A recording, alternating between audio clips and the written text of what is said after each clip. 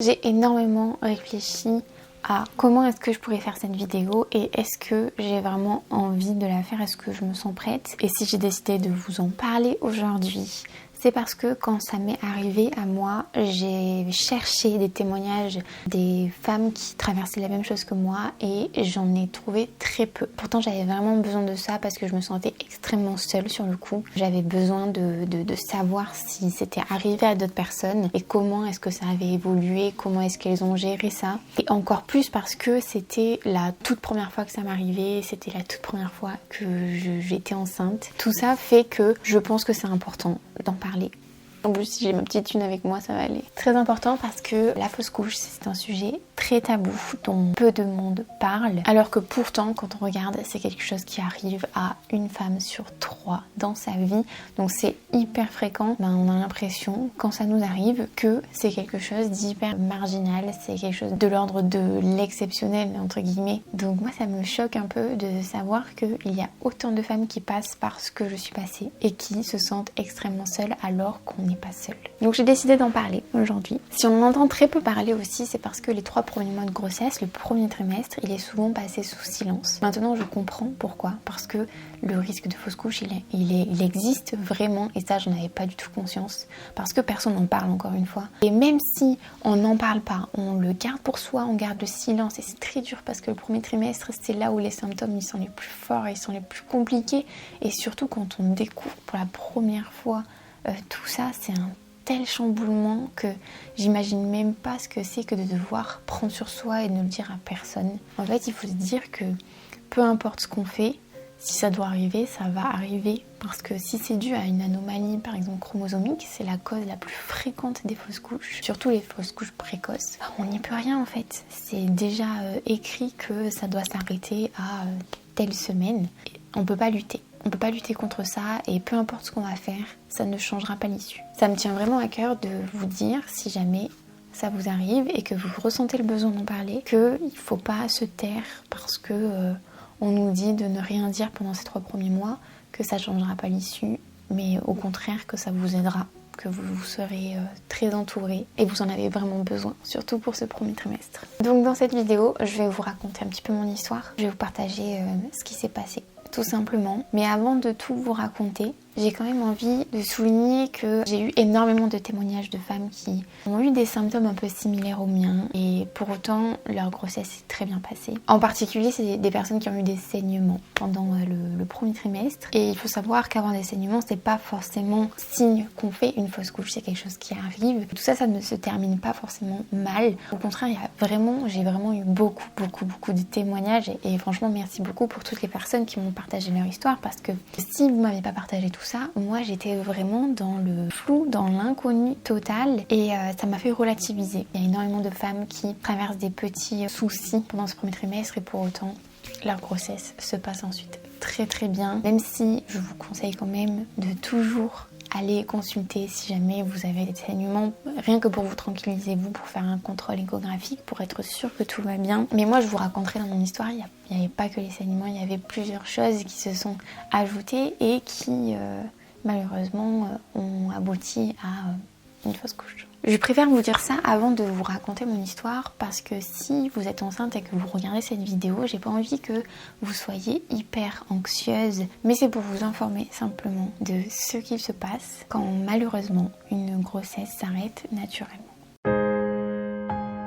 Pour vous raconter ce qui s'est passé, il faut que je vous raconte déjà un peu mon début de grossesse parce que je n'ai aucun point de comparaison parce que c'est la première fois, mais tout avait l'air de se passer très bien. Je vais m'aider de mon journal que j'ai écrit tous les jours, jour après jour, parce que c'était tellement incroyable pour moi d'être enceinte que j'ai voulu tout écrire pour ne pas oublier.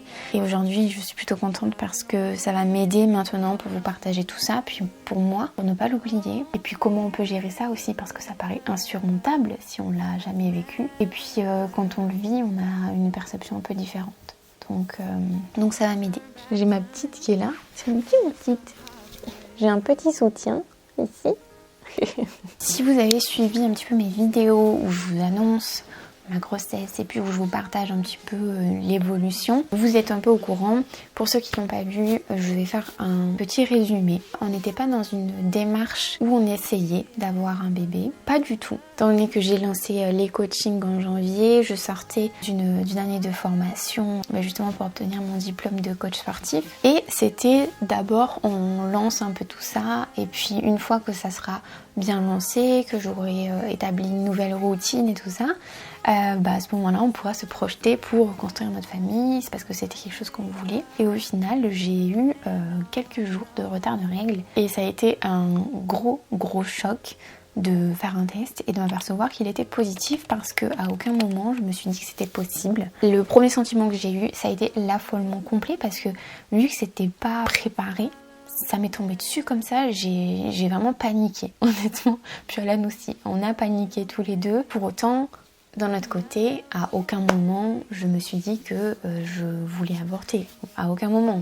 C'était une évidence pour moi d'aller au bout de cette grossesse. Mais vu que voilà, j'étais pas préparée, ça me faisait extrêmement peur. J'avais peur de ne pas être à la hauteur, de ne pas y arriver. Progressivement, au fur et à mesure des semaines, et même assez rapidement, je dirais, parce que je l'ai appris le 11 janvier, il m'a fallu peut-être 10 jours pour atterrir, mais le 23 janvier, j'étais déjà en mode, j'avais un plan d'action, j'avais fait des changements alimentaires, des changements au niveau de mes routines de soins, pour tout faire pour que tout se passe bien. En fait, j'étais trop contente. J'avais énormément de symptômes. Donc là, à ce moment-là, moi j'avais calculé par rapport à mes précédentes règles, parce que vu que je traquais tout, j'avais tous les chiffres, j'avais toutes les dates en fait, et j'estimais que j'étais à peu près à 7 semaines d'aménorrhée au 23 janvier, dont 5 semaines de grossesse. J'ai pris un rendez-vous avec une sage-femme. Le premier rendez-vous avec la sage-femme se passe très bien. Elle ne me fait pas d'échographie, donc je prends rendez-vous à l'hôpital pour faire l'échographie de datation. Mon taux de bêta-HCG est complètement corrélé à la date en fait par rapport à mes précédentes règles, donc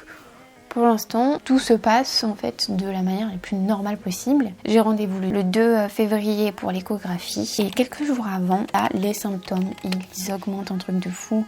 Vraiment, j'ai super mal au ventre et j'ai des nausées tout le temps. Je me sens mais vraiment épuisée. Je suis obligée de dormir, je sais pas combien d'heures par jour. Avant ça, depuis une semaine à peu près, j'avais complètement revu mon entraînement. J'avais déchargé de partout. Enfin, vraiment, j'avais tout adapté. Du coup, je ne faisais quasiment plus d'efforts. Et j'avais tellement de symptômes que j'étais en train de me demander même s'il n'y avait pas des jumeaux, parce que je me disais mais c'est pas possible. Puis même je trouvais que mon ventre avait vraiment grossi. Et maintenant je sais que c'était plus par rapport aux hormones. Le 2 février, je fais ma grosse prise de sang. Tout est normal. Et l'après-midi, je vais faire l'écho de natation. Donc l'écho de natation, on l'a fait au niveau du ventre parce que je savais, mais sans plus, mais quand on est enceinte, on peut nous faire soit une échographie au niveau du ventre, soit endovaginal, donc par le vagin. Donc moi, on me le fait au niveau du ventre. Et là, en fait, ça se passe vraiment très rapidement.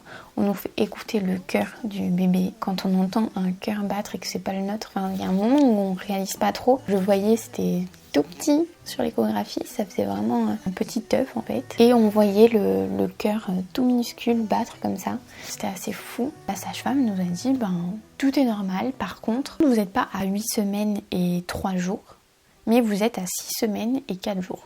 Du coup, je lui dis, mais comment c'est possible, mes règles et tout, je les ai mesurées, quoi, donc c'est pas possible.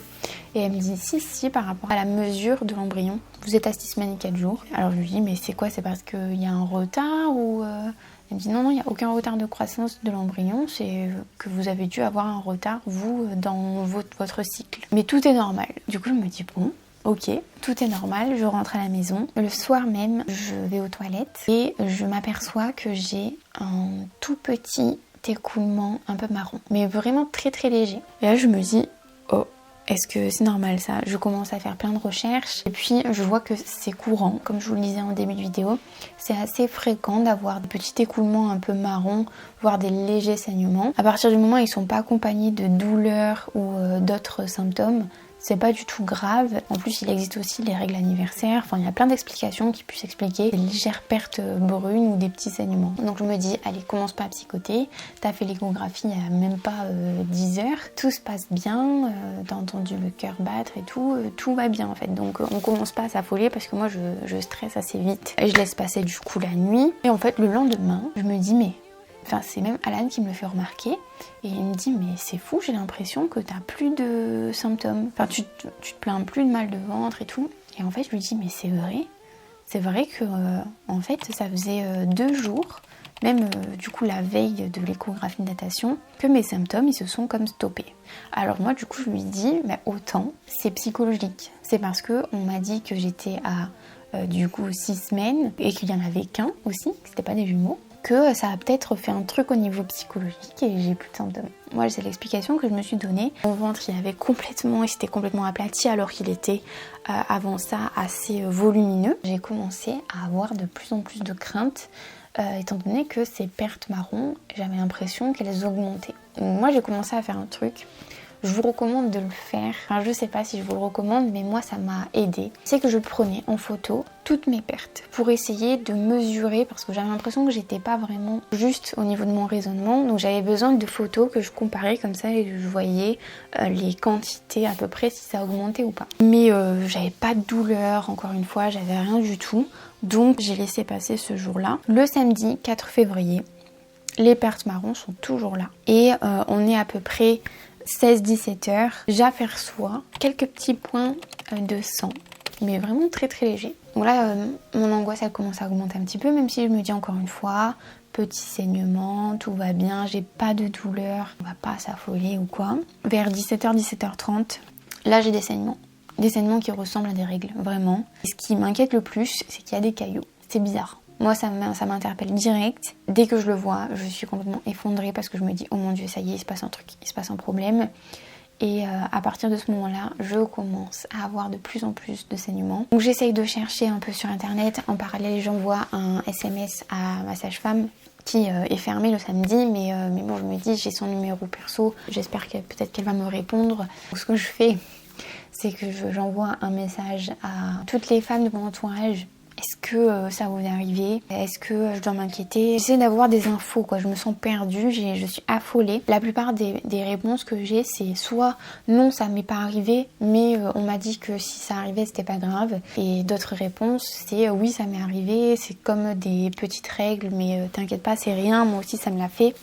C'était rien de grave, quoi. Et d'un autre côté, moi j'essaye de regarder sur internet, pas tous les forums parce que c'est vrai que c'est un peu angoissant tout ce qu'on peut trouver. J'essaye vraiment de trouver des sites médicaux. Je me dis, les sites médicaux sont plus fiables à mon avis que des forums où tout le monde balance ses angoisses comme ça. Et on ne sait pas en plus la suite. Le plus souvent, on voit quelqu'un qui balance tout et qui ne dit pas ce qui s'est passé après. Donc ça, c'est très angoissant. Donc au niveau des sites médicaux, même le site de l'HAS, voilà, des sites un peu comme ça, je vois que les symptômes d'une fausse couche, c'est des saignements avec caillots, accompagnés de douleurs type crampes en bas du ventre, un arrêt des symptômes. Peut-être que j'en oublie et je vous l'afficherai si jamais il y a autre chose. Et là, je commence à faire le lien. J'ai moins de symptômes. J'ai des saignements. J'ai des caillots. Il y a juste, moi j'ai pas l'impression d'avoir des crampes. Par contre, j'ai l'impression d'avoir une douleur en continu, mais très très douce, que j'évalue à 2/10, quoi. C'est vraiment, c'est pas douloureux, mais c'est juste que je sens quelque chose qui me tire. Donc voilà, donc pour moi c'était une fausse couche, c'était fini et c'était horrible. Je tremblais, j'arrivais pas, je grelottais en fait alors que j'avais pas froid. C'était tellement un choc que je me dis bon, il faut aller aux urgences. Entre temps la sage-femme me répond, elle me dit oui, allez aux urgences. Donc là mon angoisse au plus haut. Et heureusement que Alan était avec moi pour déjà pour conduire, parce que moi j'en étais incapable, pour me soutenir aussi. Et parce que je pleurais en continu, vraiment. Parfois je m'arrêtais parce que j'avais plus rien qui venait. Et puis ça revenait. Et petit à petit j'étais en train de me dire c'est en train d'arriver. Quand j'attendais aux urgences, j'allais aux toilettes assez régulièrement. Et parfois je sentais des caillots passer et moi j'avais peur. J'avais peur à ce moment-là que c'était l'embryon qui venait d'être expulsé. Donc à chaque fois je regardais, je prenais des photos toujours. J'ai tellement de photos, je vais pas vous en mettre parce que c'est un peu... c'est du sang quoi, avec des caillots et tout. Ça vous aidera pas. Mais c'était vraiment très très très très dur. Au final, on m'ausculte aux urgences. C'est une interne qui s'occupe de moi. Et je vous ai pas dit, mais moi j'avais vraiment une phobie. Une grosse appréhension plutôt, de me faire ausculter au niveau gynécologique et qu'on me mette un spéculum, qu'on me mette une sonde pour faire l'échographie endovaginale et tout. Ça, j'étais vraiment terrorisée parce que la dernière consultation avec un gynécologue que j'avais fait, ça remontait à quelques années. Et j'avais subi un peu des violences gynécologiques et ça m'avait vraiment rebutée. À chaque fois en fait je repoussais le fait d'aller voir un gynécologue parce que je ne savais pas qu'on pouvait voir une sage-femme. On peut voir une sage-femme pour faire les frottis par exemple. Et je pense que ça m'aurait aidé parce que ça m'aurait peut-être débloqué le truc de me dire je vais voir une sage-femme, pas un gynéco. Enfin bref. Pour le coup là j'ai eu la totale aux urgences mais ça m'a soignée de ma peur parce que j'étais tellement préoccupée, je voulais tellement vite qu'on agisse et qu'on me dise ce qui va pas et qu'on fasse ce qu'il faut quoi si jamais il y a quelque chose à faire que à aucun moment, enfin allez-y mettez le spéculum, faites tout ce qu'il faut. Franchement je pensais plus à moi mais je pensais uniquement à essayer de voir si on peut encore sauver en fait ce bébé. Donc on m'ausculte, finalement je n'ai pas du tout le col ouvert, elle me dit je ne peux pas déterminer la cause des saignements, je vois qu'il n'y a aucun saignement actif, elle sort des caillots énormes, vraiment. Et puis elle me fait l'échographie, donc là cette fois-ci elle me fait l'échographie endovaginale, j'en avais tellement peur et au final honnêtement c'est rien. C'est vraiment rien. Et pour que ce soit moi qui le dise, c'est que c'est vraiment pas grand chose. Et en plus de ça, ça permet vraiment de mieux voir l'embryon, de mieux voir l'utérus. Surtout que moi j'ai l'utérus rétroversé. Et du coup c'est un peu dur de le voir au niveau du ventre parce qu'il faut vraiment appuyer. Et là, un silence s'installe. J'ose même pas regarder l'écran. À un moment donné, parce que je ferme les yeux tout le long, je tourne la tête et là je vois l'embryon. Et là du coup je me dis oh, ok, il est là. Et là j'essaye de vraiment me concentrer pour voir si je vois son petit cœur bouger. Je suis pas sûre de voir quelque chose et au bout d'un moment elle me dit ok, l'embryon est toujours bien accroché, il n'y a pas de décollement et son cœur bat, donc il est vivant. Il n'y a pas de souci visible au niveau de l'embryon. Il n'est pas en train de se décrocher pour partir. Entre temps, moi, je lui explique tous les symptômes que j'ai. Et elle me dit, par contre, ce que je vois, et ce qui n'était pas visible avec l'échographie sur le ventre, c'est que l'embryon est placé très bas au niveau de l'utérus. Et là, elle me dit, il y a un risque que vous fassiez une fausse couche parce qu'avec les saignements, avec cette douleur en continu, même si elle n'est pas forte, ça témoigne quand même qu'il y a des contractions au niveau de l'utérus et il y a un risque pour que l'embryon se décroche et que ce soit une fausse couche. Donc je lui dis qu'est-ce qu'il faut faire pour pas que ça arrive. Elle me dit on ne peut pas faire grand chose, si ça doit se faire, ça va se faire. Par contre, évitez de faire des efforts importants et je vais vous prescrire du spasfon pour essayer de limiter du coup les spasmes et les contractions. Elle me dit rien de plus, qu'il faut surveiller, qu'elle ne peut rien faire de plus, qu'il faut faire une échographie de contrôle à 10 jours pour vérifier que l'embryon est toujours bien accroché, toujours bien viable et tout ça. Et elle me dit surtout surveillez vos saignements parce que si vos saignements augmentent et sont supérieurs ou égales à 2 protections du coup hygiéniques remplies par heure, à ce moment-là revenez tout de suite aux urgences. Je rentre à la maison, je suis épuisée. Je suis épuisée physiquement mais aussi moralement parce que ça a été les montagnes russes en fait. J'ai cru que je l'avais perdu, puis je le vois, puis de nouveau l'espoir et puis cette peur du coup. Qu'est-ce que je dois plus faire comme effort en fait? Est-ce que marcher c'est déjà un effort? Est-ce que monter les escaliers c'est un effort? Elle me dit non, vous pouvez marcher, machin et tout. Mais moi je me dis, je mets toutes les chances de mon côté. Donc je m'allonge et je ne bouge que pour aller aux toilettes ou pour aller...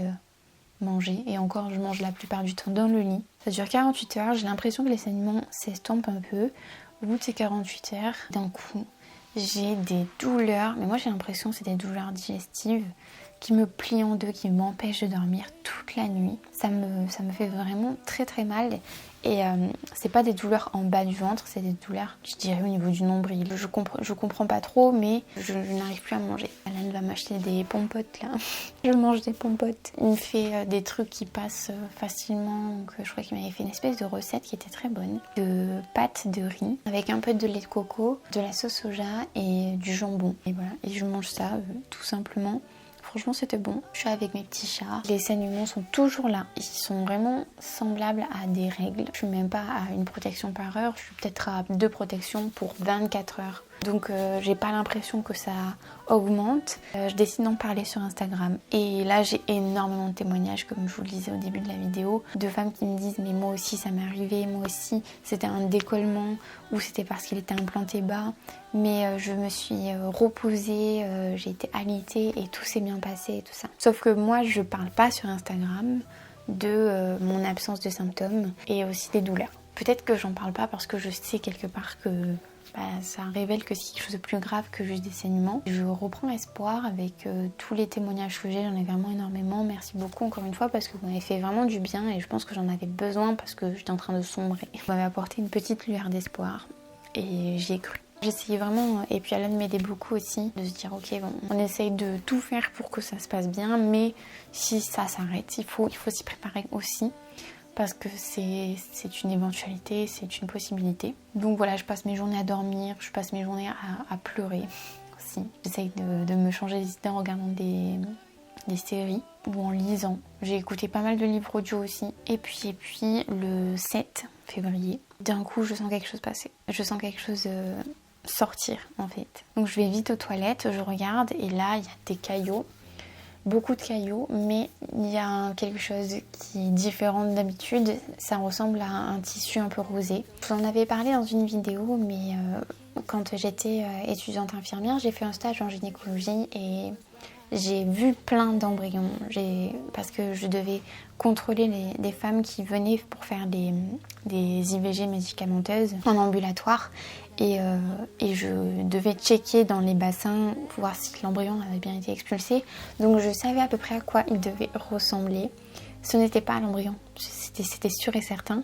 C'était une espèce de paroi en fait. Donc je regarde sur internet encore une fois et là je vois que c'est quelque chose qui ressemble à du tissu embryonnaire. Et là avec un an on se dit bon ben ça y est c'est fini en fait. Je vais aux urgences, je montre la photo directement à l'interne. C'est la même interne qui m'avait vue la première fois. Elle me dit non, pour moi c'est juste des caillots, c'est rien. Je vais vous ausculter, on va voir. Pareil, elle me refait exactement la même chose.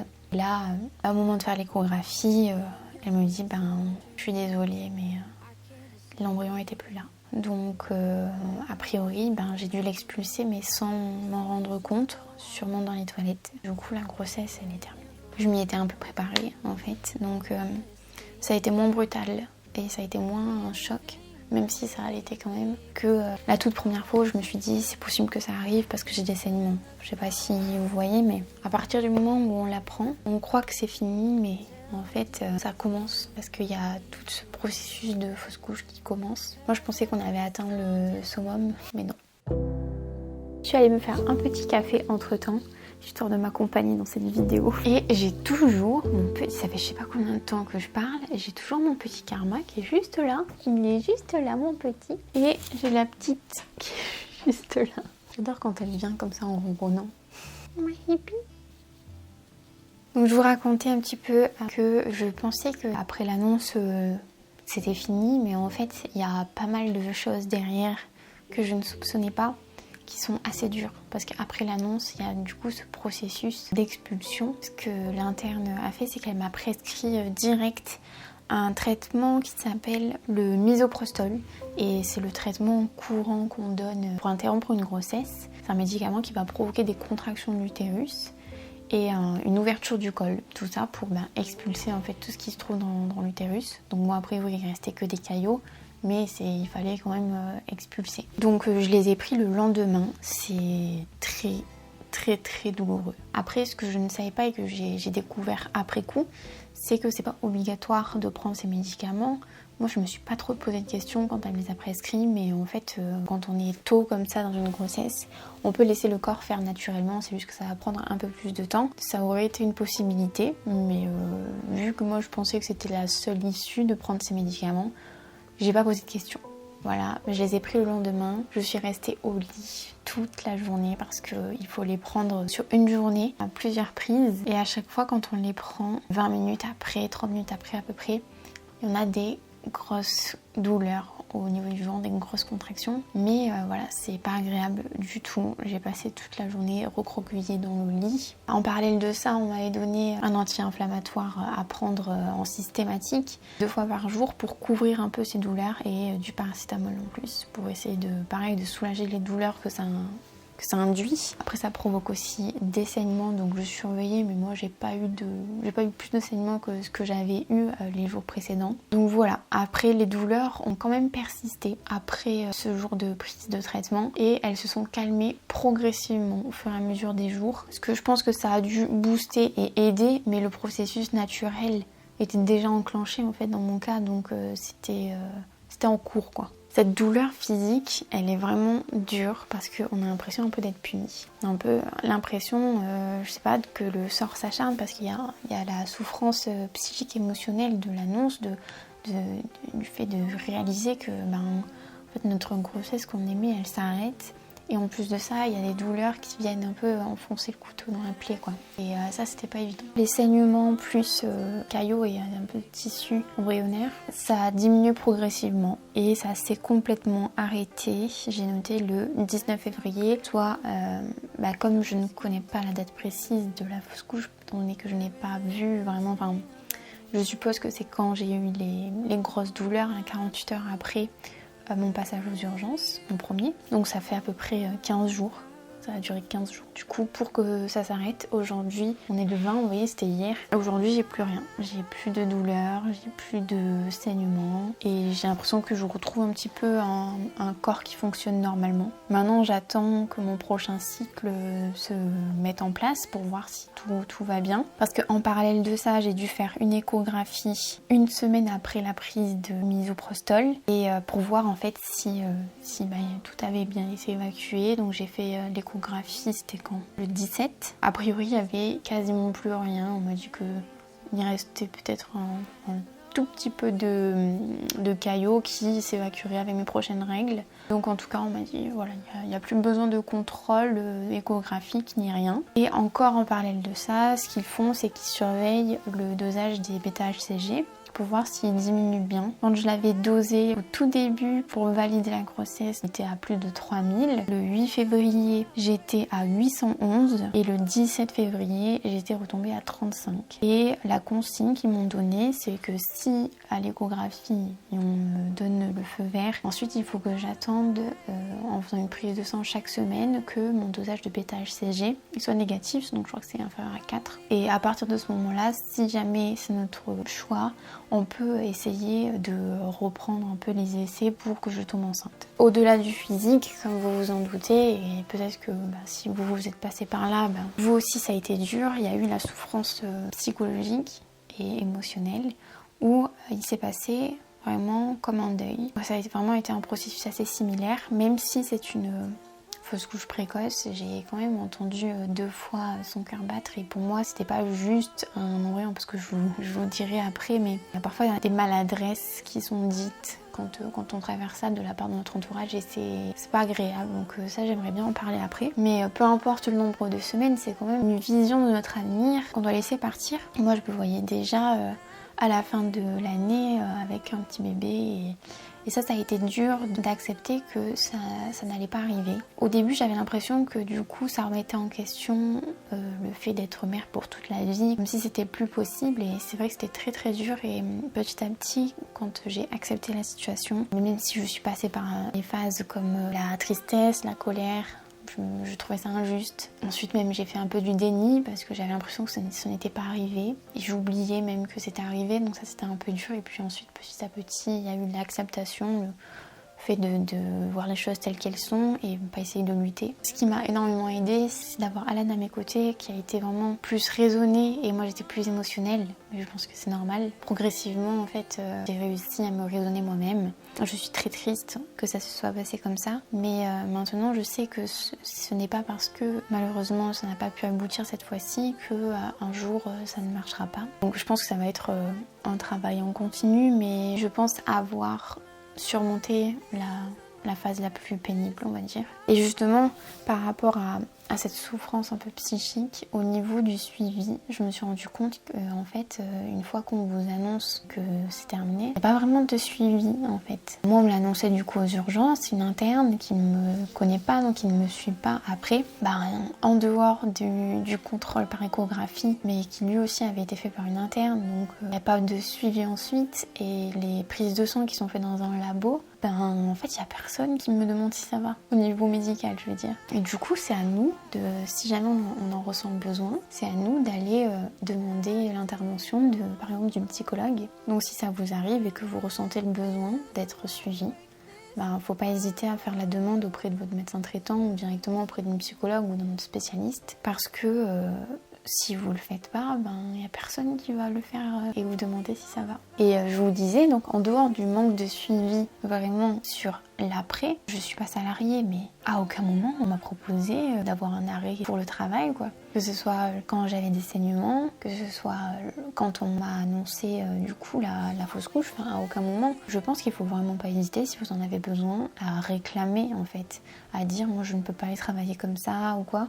Donc moi c'est pas mon cas et voilà, je peux faire des petites pauses, je peux reprendre, je fais à la maison, je peux adapter mon rythme. Mais j'imagine même pas pour une personne qui doit aller travailler le lendemain alors qu'on lui annonce ça, c'est juste pas possible, c'est pas gérable. Donc vraiment, si ça vous arrive, demandez un arrêt, vraiment.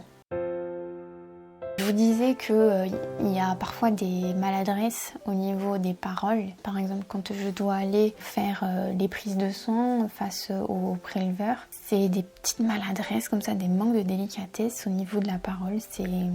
C'est juste pas possible. Après, moi, j'arrive à prendre du recul, à me dire que le but derrière n'est pas de faire mal, n'est pas de blesser ou quoi. C'est juste qu'elles sont peut-être désarmées et elles savent pas quoi dire parce que justement, ça met mal à l'aise parce que c'est un sujet un peu tabou. Mais je pense que c'est important dans cette vidéo que je vous dise un peu les phrases qui m'ont le plus blessée, entre guillemets, et au contraire, les phrases qui m'ont le plus aidée. Comme ça peut vous aider, vous, si jamais dans votre entourage, il y a une personne qui vit ça, pour savoir un peu comment s'y prendre, parce que c'est pas évident aussi, j'imagine, pour l'entourage de savoir comment aider et qu'est-ce qu'il ne faut pas dire parce que c'est trop tôt, voilà. J'imagine aussi que c'est pas facile. Les phrases les plus maladroites qu'on médite. Attention, parce que moi je pensais que c'était un peu juste un cliché, mais non pas du tout. Alors j'ai eu « Ne sois pas triste, ce n'était qu'un embryon ». C'est difficile à entendre parce qu'il y a une charge émotionnelle qui va au-delà de juste le statut d'embryon, de fœtus, de bébé, Je pense que n'importe quelle maman qui a vécu une grossesse peut comprendre ça. Donc non, c'est pas quelque chose à dire, même si ça paraît très rationnel, c'est pas quelque chose à dire. Le prochain sera le bon aussi, J'arrive à comprendre l'intention qui dit de ne désespère pas, tu vas retomber enceinte et on espère que tout se passera bien. Mais c'est difficile quand on est encore en train d'accepter. Nous, c'était celui-là qui comptait. C'était pas le prochain, on a une dimension émotionnelle très importante où on projette tout un avenir avec certes un bébé qu'on n'a pas rencontré, qu'on n'a jamais vu, qui ressemble même pas à un bébé formé, mais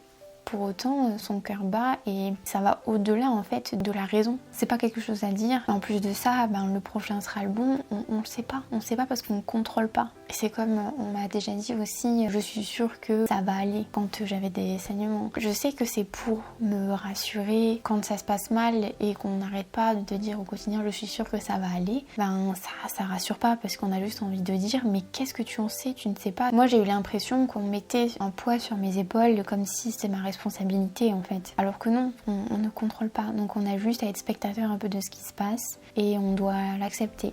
Donc voilà, les personnes un peu trop optimistes aussi, moi ça m'a pas fait du bien. Je préférais les personnes plus rationnelles qui disaient voilà, je vais pas te promettre que ça va aller. Il y a des chances que ça marche, il y a des chances aussi que ça marche pas, peu importe, tu n'es pas responsable. Et ça c'était un discours qui m'apaisait beaucoup plus et qui m'ancrait plus dans la réalité, plutôt que de me dire mais je suis sûre que ça va aller, c'est rien, tu t'inquiètes pour rien, c'est bon. Ça me faisait pas du bien, honnêtement. Les autres phrases maladroites aussi que j'ai eues, c'est ah bah oui, mais pourquoi aussi t'en as parlé avant les 3 mois? C'est pas parce qu'on en parle que ça protège, ou alors que ça compte pas. Ou pas du tout. Donc ça, faut pas dire. On m'a dit également, ah bah aussi avec tout le sport que tu fais, ça m'étonne pas. Et me remettre la responsabilité sur le dos de ce qui s'est passé, alors que, enfin je vais pas me justifier, mais si le sport était contre-indiqué pour toutes les femmes enceintes, tous les coachs sportifs qui font des je sais pas combien d'heures de cours collectifs feraient toutes des fausses couches en fait. Donc ce n'est pas du tout une raison logique et c'est très indélicat de dire ça. Quand une grossesse se passe normalement, on peut être complètement active. Ce n'est pas être malade et cloué au lit, c'est pas ça être enceinte. Et au contraire, faire du sport en étant enceinte, même c'est très bénéfique pour le développement du bébé, c'est très très bénéfique. J'ai trouvé ça déjà plein de clichés et puis tellement maladroit et plutôt méchant en fait. On n'a pas besoin de personnes qui nous font croire que c'est notre faute ou qu'on est coupable de quoi que ce soit. Donc voilà un peu pour les maladresses que j'ai eues. Après, au contraire, les phrases qui m'ont vraiment apporté beaucoup de réconfort, c'est toutes les phrases qui reconnaissaient ma souffrance et qui ne la niait pas. Parce que moi, ce qui me faisait vraiment du mal, c'est qu'on nie comme si j'avais pas de raison d'aller mal. Au contraire, toutes les personnes qui m'ont dit « je sais que c'est dur, je comprends que tu souffres », ça m'enfonce pas plus moi, mais ça me faisait du bien qu'on reconnaisse que c'était normal d'être pas bien, que ça arrive à beaucoup de personnes et voilà, moi ça m'a vraiment fait du bien. Ensuite, tout ce qui est tu n'y es pour rien, tu n'es pas coupable. Moi, ma raison, elle était au courant que c'était pas de ma faute du coup parce que j'avais vraiment tout fait pour que ça se passe bien. Mais au fond de nous, vu que on est un peu l'hôte de ce qui se passe à l'intérieur de ce ventre, on se sent quand même un peu responsable. Et c'est vrai que quelque part, on est responsable de notre alimentation, de si on fait n'importe quoi pendant notre grossesse et tout ça. Mais dans le cas où on fait tout ce qu'il faut et ça se passe mal, à ce moment-là, ça échappe à notre contrôle. Donc c'est sûr qu'il ne faut pas se sentir coupable. Et même si ma raison le savait, à chaque fois qu'on me le répétait, je ressentais comme un apaisement. N'hésitez pas à le dire et le redire autour de vous. Si jamais des personnes vivent ça, ça leur fera beaucoup de bien. Et enfin, ce qui m'a vraiment fait du bien, c'est quand on m'a dit surtout prends ton temps. Je sais pas comment l'expliquer, mais de me dire prends tout le temps qu'il te faut, c'est tout simple, mais je sais pas, ça me faisait du bien. Donc voilà, vous savez quasiment tout de mon histoire, de cette première grossesse, mais aussi de cette première fausse couche que j'ai traversée. J'ai fait énormément de travail sur moi pour maintenant en parler, même si c'est toujours différent d'en parler face à sa caméra. C'est un peu comme écrire dans un journal intime, donc c'est plus facile que de s'adresser à quelqu'un. Mais aujourd'hui, je peux dire que je vais bien et que je ne ressens pas de culpabilité. J'ai fait le deuil de cette première grossesse qui ne devait durer que 7 semaines du coup. Mais pour autant, je fais pas le deuil de l'idée de devenir maman, parce que si cette épreuve m'a appris à moi, mais aussi à Alan, enfin à nous deux, quelque chose, c'est qu'on a vraiment envie d'être parents, de vivre ça, de fonder une famille. Et je pense que ça a été vraiment comme un déclic. On verra, on se laisse le temps et puis quand on se sentira prêt, on essaiera à nouveau. Parce que comme dans chaque épreuve difficile, il y a eu vraiment une phase où on est vraiment très très mal, une phase très dure à vivre. On a l'impression que le bonheur n'existe plus, qu'on ne pourra plus jamais sourire. J'arrivais plus à manger. Et progressivement, il y a toujours une remontée. Il y a toujours un moment où ça s'apaise et on en ressort un peu plus grandi. C'est vraiment la sensation que j'ai l'impression. Là, ça a duré que quelques semaines. Moi, j'ai l'impression d'avoir pris des années. Et c'est assez commun d'ailleurs avec l'épreuve de la maladie que j'ai dû vivre aussi il y a quelques mois. c'est des espèces d'accélérateurs de vie en fait, où on a l'impression de prendre en maturité, de se rendre compte aussi à quel point il ne faut pas perdre de temps. Ça passe trop vite, il y a trop de choses qu'on ne maîtrise pas. Il faut vraiment se concentrer sur ce qu'on maîtrise, ce qu'on arrive à modifier comme notre mode de vie. Essayer de faire les choses du mieux qu'on peut, même si ça ne garantira pas que tout ira bien sur tous les plans. C'est aussi une leçon vraiment d'humilité. On ne peut pas échapper à tout en fait. En plus de ça, cette année, je vais avoir 30 ans. Et je ne sais pas si c'est du coup un hasard ou si le cliché est vraiment vrai, mais j'ai vraiment l'impression qu'il y a un espèce de tournant où tout change en fait. Et même si c'est pas facile, je dois vous dire que je retournerai en arrière pour rien au monde. Ah ma chipie, oh, elle est bien.